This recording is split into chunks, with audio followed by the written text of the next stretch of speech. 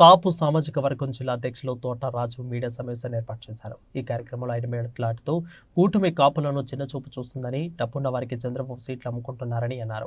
అలాగే కాపులకు అధిక సీట్లు కేటాయించిన వారికే వారు అండగా ఉంటారని, ఎమ్మెల్యే ఎంపీ సీట్లు కలిపి 36 సీట్లు వైసీపీ కేటాయించిందని, కాపులకు మాత్రమే కాకుండా బీసీలకు కూడా వైసీపీ పెద్దపీట వేసిందని అన్నారు. ఇక సామాజిక న్యాయం కోసం సీఎం జగన్ కట్టుబడి ఉన్నారని అన్నారు. అలాగే భీమిలి నియోజకవర్గానికి వైసీపీ అభ్యర్థి అవంత శ్రీనివాసరావు ప్రజలకు అందుబాటులో ఉంటారని, ప్రజలు సంక్షేమానికి ఎల్లప్పుడూ కృషి చేస్తారని అన్నారు. మరోవైపు కూటమి అభ్యర్థి గంటా శ్రీనివాసరావు కాపు కులానికి ద్రోహి అని, ఎక్కడ పోటీ చేసిన ప్రజలకు అందుబాటులో ఉంటారని, కేవలం ఎన్నికల సమయంలో గంటా ప్రజలకు కనపడతారని అన్నారు. అంతేకాకుండా భీమిలి నియోజకవర్గం నుంచి తనకు టికెట్ కేటాయించిన వెంటనే మండలాల ఇన్ఛార్జులుగా రియల్ ఎస్టేట్ వ్యాపారం చేస్తున్నటువంటి వారికి ఇచ్చి నియోజకవర్గంలో భూములను వారి చేతుల్లో పెడుతున్నారని అన్నారు. ఈ కార్యక్రమంలో కాపు సామాజిక వర్గ నాయకులు తదితరులు పాల్గొన్నారు. ఆ బేనామీల్ని మళ్ళీ ఇతర పార్టీల్లో పెడతాం సేఫ్టీ కోసం. నిరంతరం లాబింగ్ చేసుకుని అతని వ్యాపారాలు అవి చూసుకుంటాం తప్ప గంటా శ్రీనివాసరావు అనే వ్యక్తికి దేనికి పనికిరాడు. ఇక్కడ పెద్ద ఆశ్చర్యకర విషయం ఏంటంటే, ప్రతి మీటింగుల్లో పవన్ కళ్యాణ్ గారు పెట్టే ప్రతి మీటింగులో గంటా శ్రీనివాసరావు గారిని తిట్టలేకపోతే ఆయనకు మనసుకి సంతృప్తి కలగదు. ప్రజారాజ్యం పార్టీలో మా అన్నయ్య గారిని మోసం చేసి పార్టీని భూస్థాపితం చేసింది గంటా శ్రీనివాసరావు గారు లాంటి వ్యక్తులే అని చెప్పి ప్రతి పార్టీ మీటింగ్లో ఆయన చెప్తాడు. మరి ఆయన మాట కూడా నెగ్గదో, మరి వినరో, అంతా చంద్రబాబు నాయుడు గారిదే అనేది బయట టాక్ ఉంది. కానీ చంద్రబాబు నాయుడిని కూడా విస్మరించి ఏమాత్రం గౌరవం ఇవ్వకుండా లోకేష్ అనేవాడిని బచ్చా అని అవమానపరిచిన గంటా శ్రీనివాసరావు దగ్గర ఎంత డబ్బులు తీసుకున్నారని టికెట్ ఇచ్చారు. మీ అందరికీ తెలుసు, కొనుక్కున్నాడు. లేకపోతే ఆ ఫిగర్ ఏదో మనకు చెప్పేస్తే సరిపోతుంది. ఈరోజు నేను అడుగుతున్నా, నీకు బ్యాంక్ లోన్లు ఉన్నాయి, ఆప్షన్లు వేసేస్తున్నామని డేట్లు వేస్తున్నారు. మన ఇండియన్ బ్యాంక్ ఆయనకి నోటీసులు పంపించింది, ఈనాడు పేపర్లో కూడా వచ్చింది. మీరు బ్యాంకులు తీసుకున్న రుణాలు కట్టరు, మీరు ఇతరులు తీసుకున్న డబ్బులు వాపసు ఇవ్వరు. కానీ కొన్ని కోట్లు ఖర్చు పెట్టి నేను వెళ్తే కానీ భీమిలీలో అంత ఖర్చు పెట్టేవాడు ఉండడని, ఎక్కడ బాగుంటే అక్కడికి వెళ్ళిపోతాడు. ఎవడో తింటున్న కూడిని లాక్కుంటాం బాగా అలవాటు అయిపోయింది. ప్లేట్ కాడ కూడిని లాక్కుంటాం అలవాటు అయిపోయింది గంటా శ్రీనివాసరావు గారికి. ఒక రైతు భూమి సాగు చేసి దున్ని అన్ని చేసుకుని వరేసుకుని దానికి కావాల్సిన మందులన్నీ కొట్టుకుని కోత దగ్గర వెయిట్ చేస్తుంటే కోత పట్టుకెళ్ళిపోయేవాడిని ఏమంటాం? పంటని పట్టుకెళ్ళిపోయేవాడిని ఏమంటాం? బండిపోతు దొంగ అంటాం. మరి ఒక రాజకీయ బండిపోతు దొంగ అవునా కాదా అని నేను అడుగుతున్నా. ఈరోజు గంటా శ్రీనివాసరావు చేస్తున్న కార్యక్రమాలు చూస్తుంటే ఆయన ఒక రాజకీయ బండిపోతు కాదా? ఒక వ్యక్తి ఇక్కడికి వచ్చి ఎంతో కష్టపడి ఆ పార్టీని నిలబెట్టి చేస్తుంటే, మరి అలాంటి పార్టీ టీడీపీ పార్టీ ఇలాంటి వ్యక్తికి ఇచ్చింది, అసలు ఆ పార్టీయే సిగ్గుపడాలి. యావత్తు కూటమి సిగ్గుపడాలి. ఇవాళ ఆయన చేసిన చర్యలు అన్నీ అందరికీ తెలిసినవే, అందరూ చూసినవే. మనం ఈరోజు మనం ఎలాగా జాలి పడుతున్నాం ఆ కూటమి పార్టీల మీద, ఆ పార్టీలో అయితే సిగ్గుపడాలి ఈయనకి టికెట్ ఇచ్చినందుకు. ఈరోజు గంటా శ్రీనివాసరావుకి టికెట్ ఇస్తాం వల్ల కేవలం భీమిలి కాదు, మొత్తం విశాఖపట్నం ఈరోజు బాధపడుతుంది. నేను ఆయన కాపు ద్రోహి అంటంలో ఏం తప్పలేదు, ఎందుకంటే నా దగ్గర అనేక ఉదాహరణలు ఉన్నాయి. ఈరోజు కాపు భవనం లాస్ట్ ఎలక్షన్స్ 2019లో కాపు భవనంకి శంకుస్థాపన చేశాడు. ఒక్క అధికార పర్మిషన్ కూడా లేదు. ఒక్కటంటే ఒక అధికార పర్మిషన్ లేకుండా కేవలం ఆయన ఆ రోజు మంత్రివర్గంలో ఉన్నాడని చెప్పి 2019 ఎలక్షన్స్లో ఆయన ఎలక్షన్స్ ముందే గుర్తుకొస్తాయి కదా ఆయన కాపులని ఎత్తుక్కుంటాడు. కాపు సామాజిక వర్గాలు ఎక్కడున్నాయో వాళ్ళకి బోట వేస్తాడు. ఆ నియోజకవర్గంలో ఎవరికి పరపతి కలిగిన నాయకులు ఉన్నారో చూస్తాడు, వాళ్ళందరికీ పొడేస్తాడు. ఒక మాంత్రికుడు. మాటలు ఆ రోజుకే, మళ్ళీ చేతల్లో ఉండవు. చేసి ఇంత చేసేస్తాం అంత చేసేస్తామని చెప్పి ఆ రోజు శంకుస్థాపన చేశాడు ఎండాడిలో కాపు భవనం అని, ఏ అధికార పర్మిషన్ లేకుండా పై చినుకు. అది విజయసాయిరెడ్డి గారు ఒక కన్వెన్షనల్ సెంటర్ గురించి ఆయన వేసేస్తే, లేని భూమి రికార్డ్స్ లో ఉండదు కదండి. ఇచ్చిన భూమి అయితే రికార్డ్స్ లో ఉంటది, లేని భూమి రికార్డ్స్ లో ఉండదు. ఆయన ఏదో చేస్తుంటే అవంతి శ్రీనివాసరావు మీద ఒక బుర్ర చల్లబోయాడు, నేను తెచ్చింది అవంతి శ్రీనివాస్ పాడు చేస్తున్నాడని. కానీ అవంతి శ్రీనివాసరావు గారు చిత్తశుద్ధి కలిగిన ఒక నాయకుడు. ఈ కాపు సామాజిక వర్గానికి, కేవలం కాపు సామాజిక వర్గం కాదు, అన్ని సామాజిక వర్గాలని కలుపుకొని ముందుకు తీసుకెళ్తూ, ఆయన పుట్టిన కాపు జాతికి కూడా ఏ రోజు సాధారణంగా ఏంటంటే, మా కాపుల్లో ఒక ఉంది, 4 పైసలు రాగానే కొంచెం ఎదగగానే కాపులు అనకూడదు మనం అని. కానీ ఆయన అలా కాదు, అన్ని సామాజిక వర్గాలకి గౌరవం ఇచ్చుకుంటూ కాపు సామాజిక వర్గానికి కూడా ఆయన నుంచుంటాడు ఇబ్బంది వచ్చినప్పుడు. మరి ఆయన పార్టీ పెద్దల దగ్గర తీసుకెళ్లి విజయసాయి రెడ్డి గారి దగ్గరికి కానీ, జగన్మోహన్ రెడ్డి గారి దగ్గరికి కానీ, ఆడెవడో ఏదో పని చేశాడు. ఈరోజు కాపులు ఎమోషన్స్, సెంటిమెంట్స్ వచ్చినాయి కాబట్టి మనం చేద్దామని, కేవలం ఒక కాపు కులంతో మొదలైంది కాపు కులంతో అంతం అవ్వకుండా బీసీ కులాల అన్నిటికీ కూడా ఈరోజు ఒక గంటా శ్రీనివాసరావు తప్పితాన్ని మలిచి అందరికీ న్యాయం జరిగేలాగా అందరికీ ఈరోజు భవనాలు శాంక్షన్ చేస్తాం జరిగింది. అన్నీ కూడా ఈరోజు మన ఫౌండేషన్ స్టోన్స్ వేసుకున్నాం, భూమి పూజ చేసుకున్నాం, రాగానే శాంక్షన్స్ కూడా అయిపోయినాయి, ఇంక కడతామే ఆలస్యం. అది పరిపాలన అంటే, అదే ఒక చిత్తశుద్ధి అంటే.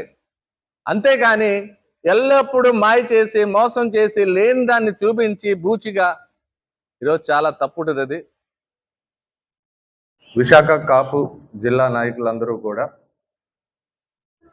2024 ఎన్నికల సందర్భంగా ఒక రాష్ట్ర కమిటీ మీటింగు వైజాగ్లో ఫిబ్రవరి నెలన జరుపుకుంటం జరిగింది. ఆ రోజున మేమందరం కూడా ఒక డిమాండ్ రేస్ చేసాం. అన్ని పొలిటికల్ పార్టీస్కి ఆ రోజు మేము చెప్తాం జరిగింది. ఏమనగా, ఏ పార్టీలో అయితే మాకు అత్యధిక సీట్లు ఇచ్చి మమ్మల్ని గౌరవించుకుంటారో, ఈ 2024 ఎలక్షన్స్లో అత్యధిక సీట్లు ఇచ్చిన పార్టీ ఏదైతే అవుతుందో దానికి మేము మరి మద్దతు పలుకుతాం, ఆ పార్టీకి పనిచేస్తామని చెప్తాం జరిగింది. మరి ఈరోజు గమనించినట్టయితే అన్ని పార్టీలు కూడా ఈరోజు ఇచ్చిన సంఖ్యను చూస్తే అత్యధిక సీట్లు ఈరోజు వైఎస్ఆర్సిపి పార్టీ ఇస్తాం జరిగింది.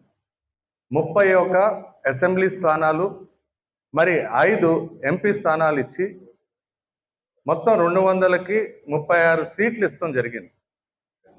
అంటే 18% సీట్లు, పర్సంటేజ్ సీట్లు మా కాపులకి కేటాయిస్తాం ఎంతో గర్వకారణం. మరి అలాగే కూటమి అంతా కలిపి చూసినట్టయితే కూటమిలో కేవలం 23 సీట్లు ఇచ్చి 11.5% ఇస్తాం జరిగింది. అలాగే టీడీపీ పార్టీ చూస్తే చాలా బాధాకరం. మొత్తం కలిపి ఎమ్మెల్యేలు, ఎంపీ సీట్లు కలిపి వారు ఇచ్చింది కేవలం 12 సీట్లు. అంటే వారి శాతం చూసినట్టయితే 7.5% మాత్రమే ఇచ్చారు వారు. ఒకవైపు జగన్మోహన్ రెడ్డి గారు సామాజిక న్యాయం పాటిస్తూ ఉట్టి కాపులకే కాకుండా బీసీలకి, మరి అణగారిన వర్గాలకి, బడుగు బలహీన వర్గాలకి కూడా ఎక్కువ సీట్లు కేటాయిస్తాం జరిగింది. ఒకేపు జగన్మోహన్ రెడ్డి గారు సామాజిక న్యాయాన్ని గౌరవించుకుంటూ ముందుకెళ్తుంటే, ఇంకోవైపు సామాజిక న్యాయంకి తూట్లు పురుస్తూ ఈరోజు చంద్రబాబు నాయుడు ఆయన సామాజిక వర్గానికి దినదిన అభివృద్ధి చెందేగా అత్యధికం సీట్లు ఇచ్చేసుకుని మరి ఎవరైతే గొప్పలు ఉన్నారో డబ్బున్న వాళ్ళకి ఈరోజు సీట్లు అమ్ముకుంటాం కూడా, సంపన్నులకి సీట్లు అమ్ముకుంటాం జరిగింది. చంద్రబాబు నాయుడు సంపన్నులకి సీట్లు అమ్మేసుకున్నారు ఆయన. వారి సామాజిక వర్గానికి ఈరోజు వైఎస్ఆర్సీపీలో సొంత సామాజిక వర్గానికి కూడా ఈ సీట్లు తగ్గించి మరి ఇవ్వాల్సి వచ్చింది సామాజిక న్యాయం కోసం. మరి ఈరోజు సీట్లు కేటాయింపు కూడా చూడమంటున్నారు. మరి విశాఖపట్నం జిల్లాకు వచ్చేటప్పటికి మొత్తం 3 సీట్లు ఇస్తాం జరిగింది. ఒక ఎంపీ, మరి 2 అసెంబ్లీ సీట్లు ఇచ్చి విశాఖ జిల్లాలో కాపులకు మాత్రం పెద్దపీఠమే వేశారు వైఎస్ఆర్సీపీ పార్టీ. మరి ఈరోజు గమనించినట్టయితే ఎంపీ క్యాండిడేట్ ఒక మహిళ, తూర్పు కాపు బీసీ మహిళకి సీట్ ఇచ్చి ఎప్పుడు ఎవరో చూడని విధానంగా ఈరోజు విశాఖపట్నం ఎంపీ అంటే అదేదో పెద్ద డబ్బున్నవాడు, పెద్ద మూట ఉన్నవాడు రావాలి అనుకునే సమయంలో ఒక తూర్పు కాపు బీసీ మహిళ, బాగా చదువుకున్న వ్యక్తి, ఒక ఎంపీగా అనుభవం ఉంది, బెస్ట్ పార్లమెంటేరియన్గా, అలాంటి వ్యక్తికి ఈరోజు సీట్ ఇచ్చి చాలా గౌరవించారు, బీసీ సామాజిక వర్గాన్ని గౌరవించారని కూడా మనం తెలియపరుస్తున్నాం. మరి ఈరోజు ఎప్పుడైతే ఒకవైపు అవంతి శ్రీనివాసరావు గారు, ఆయనకున్న వ్యాపారాలల్లో ఎడ్యుకేషన్ ట్రస్ట్ అంటే 10 మందికి ఉపయోగపడే కార్యక్రమంలో ఆయన ఉంటే, ఇంకోవైపు ఇచ్చింది ఒక పెద్ద ల్యాండ్ స్కామ్స్టర్. ఈరోజు మీరు అందరికీ తెలుసు, ఒక అవంతి శ్రీనివాసరావు అంటే నిజాయితీ పరుడు, అవినీతికి ఆమటి దూరంలో ఉండే వ్యక్తి అవంతి శ్రీనివాస్. నిత్యం ప్రజలతో ఉంటూ ప్రజాక్షేత్రంలో ప్రజల అభివృద్ధి కోసం, ప్రజల సంక్షేమం కోసం నిరంతరం అందుబాటులో ఉండే వ్యక్తి ఒక అవంతి శ్రీనివాస్. మరి ఇంకోవైపు మనం గమనించినట్టయితే మా కాపు కులానికి ద్రోహి, మరి ఆయన ఎప్పుడు కూడా ఎవరు అందుబాటులో ఉండడు. ఇక్కడ 2014 నుంచి 19 దాకా చేసాడైనా అందరికీ తెలుసు. ఈరోజు క్యాడర్ అదే మాట్లాడుకుంటుంది. మళ్ళీ ఎలక్షన్స్కే కనిపిస్తాడు, మనకి ఈ మధ్యలో కనిపించడని. ఎప్పుడు అందుబాటులో లేని వ్యక్తి నిరంతరం ఎవరికి అందుబాటులో ఉంటాడంటే ఆయన ఈ ల్యాండ్ మాఫియాలతోటి, సంపన్నులతోటే ఆయన ఎప్పుడు. ఇవాళ పార్టీకి టికెట్ తీసుకున్న తర్వాత మండలం ఇన్ఛార్జీలను ఎవరికి ఇచ్చారు మీరు గమనించాలని కోరుతున్నాను. ఈరోజు ఆయన మండల ఇన్ఛార్జీలు ఇచ్చింది రియల్ ఎస్టేట్ సంస్థలో ఉన్న అధిపతులకి మండల ఇన్ఛార్జ్, అంటే అప్పుడే దారదత్తం చేశాడు ల్యాండ్ మాఫియాకి. ఇంకా ఆయన ఎమ్మెల్యే అవ్వలేదు, అప్పుడే ల్యాండ్ మాఫియాకి దారాదత్తం చేశాడు. ఈ మండలం నువ్వు చూసుకో, ఈ మండలం నువ్వు చూసుకో అని. అంటే వారు పెట్టుబడులతో ఈయన రాజకీయం చేయబోతున్నాడు. ఈరోజు